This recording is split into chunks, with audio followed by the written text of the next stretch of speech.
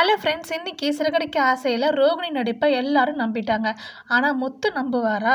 என்ன ஆச்சு, நம்ம ரோகிணி வந்து பிரவுன்மணியை வர சொன்னாங்க இல்லையா? அதே மாதிரி பிரவுன்மணி வீட்டுக்கு வந்துட்டு இந்த மாதிரி வந்து உங்கள் அப்பாவை ஜெயிலே வச்சு கொண்டுட்டாங்கம்மா அப்படின்னு சொல்லவும் ரோகிணி பயங்கரமாக அழுது ஆக்டிங் பண்ணிட்டாங்கங்க. அது மட்டும் இல்லாமல் மயக்க போட்டு கீழே விழுந்துட்டாங்கன்னா பார்த்துக்கோங்களேன்.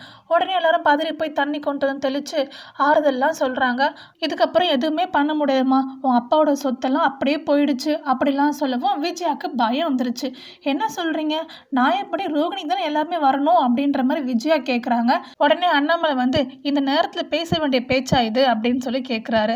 அதுக்கு விஜயா, இல்லைங்க நான் எப்படி வரணும்ல, அதனால தான் கேட்டேன் அப்படின்ற மாதிரி விஜயா சொல்லி சமாளிக்கிறாங்க. அதுக்கு பிரவுன்மணி ஒரு பிட்டை போட்டார் பாருங்க. இல்லைம்மா, கேஸ் போயிட்டு தான் இருக்கும், கேஸில் வந்து உங்கள் அப்பா மேலே எந்த தப்பும் இல்லைன்னு தீர்ப்பு வந்துருச்சுன்னா கண்டிப்பாக எல்லாமே ரோகிணிக்கு தான் வரும் அப்படின்ற மாதிரி சொல்லிடுறாங்க. இதை கேட்டதுக்கு அப்புறமேட்டு தான் விஜயாக்கு நிம்மதியே வந்துச்சுன்னா பார்த்துக்கோங்களேன். இதுக்கு நடுவில் ரோகிணி வர உடனே எங்கள் அப்பாவை பார்க்கணும், என்னை கூட்டிகிட்டு போங்க அங்கிள், வாங்க உடனே மலேசியாவுக்கு கிளம்பலாம் அப்படி இப்படின்னு சொல்லி பயங்கர ஒரு ஆக்டிங்னா பார்த்துக்கோங்களேன். இதுக்கும் மலேசியா மாமா இன்னொரு பிட்டை போட்டார்.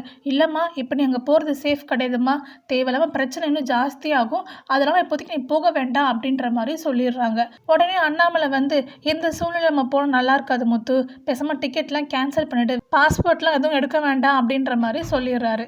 ஹாலில் ஆக்டிங்கை முடிச்சுட்டு ரூம்லேயும் போய் ஆக்டிங்கை கண்டினியூ பண்ணுறாங்க. மனோஜ், எனக்கு ரொம்ப கஷ்டமாக இருக்குது மனோஜ், அப்பா கூட போய் கொஞ்ச நாள் இருக்கலாம்னு நினச்சேன்னு தெரியுமா அப்படிலாம் சொல்லி ஒரே எமோஷ்னல் ஃபீலிங்ஸ் தான் பார்த்துக்கோங்களேன். உடனே மனோஜ் வந்து நீ கவலைப்படாத ரோகிணி, உனக்கு நான் இருக்கேன் அப்படின்னு சொல்லி ரொம்பவே ஆறுதல் படுத்துறாரு. அது மட்டும் இல்லாமல் மாமாக்காக நாளைக்கு நான் ஷோரூம் லீவ் விட்டுறலான் இருக்கேன் அப்படின்ற மாதிரி சொல்கிறாரு. அதுக்கு ரோகிணி பயங்கர ஷாக் ஆயிடுறாங்க. ஏன்னா ஒரு நாள் கடை மூடி வச்சிட்டோம்னா காசு வராது, வியாபாரம் போயிடும் இல்லையா?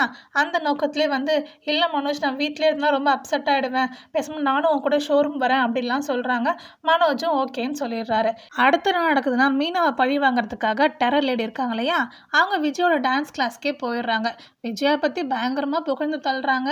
நானும் உங்ககிட்ட நாட்டியம் கற்றுக்கணும்னு ஆசைப்பட்றேன் அப்படின்லாம் சொல்கிறாங்க. அது மட்டும் இல்லாமல் ஆடியும் காமிக்கிறாங்க. அவங்க ஆடுற பார்த்துட்டு விஜயா மெய் மறந்து போயிடுறாங்க.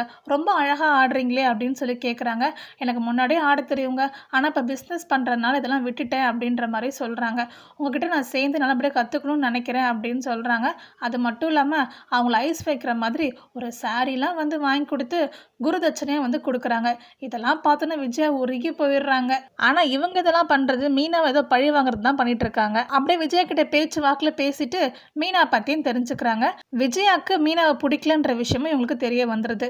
இதுதான் சாக்குன்னு சொல்லிட்டு நம்ம சைடில் பிளான் பண்ணுவோம்னு சொல்லிட்டு இவங்க ஒரு பக்கம் யோசிக்கிறாங்க. ரோகிணி அப்பா ஃபோட்டோ ரெடி பண்ணும் இல்லையா, அதனால் உண்மையான அவங்க அப்பாவோட ஃபோட்டோவே அவங்க அம்மாட்ட சொல்லி வித்யா வீட்டுக்கு எடுத்துகிட்டு வர சொல்கிறாங்க. அவங்களும் கொண்டு வந்துடுறாங்க. இப்போ இதை போய் காமிச்சு இன்னொரு ட்ராமாவும் பண்ண போகிறாங்க. ஆனால் முத்துக்கு வந்து ரோகிணி பண்ணுறதெல்லாம் வந்து ஏதோ தில்லாலங்கடி வேலை மாதிரி தெரியுது. அதை மீனா கிட்ட சொல்லிட்டு இருக்காரு. சீக்கிரமாக முத்து இதை பற்றி கண்டுபிடிப்பாரா இல்லைன்னு வெயிட் பண்ணி பார்ப்போம். உங்களுக்கு வீடியோ பிடிச்சிருச்சுன்னா வீடியோக்கு லைக் பண்ணி நம்ம சேனல் சப்ஸ்கிரைப் பண்ணி சப்போர்ட் பண்ணுங்கள். தேங்க்யூ அண்ட் தேங்க்ஸ் ஃபார் வாட்சிங்.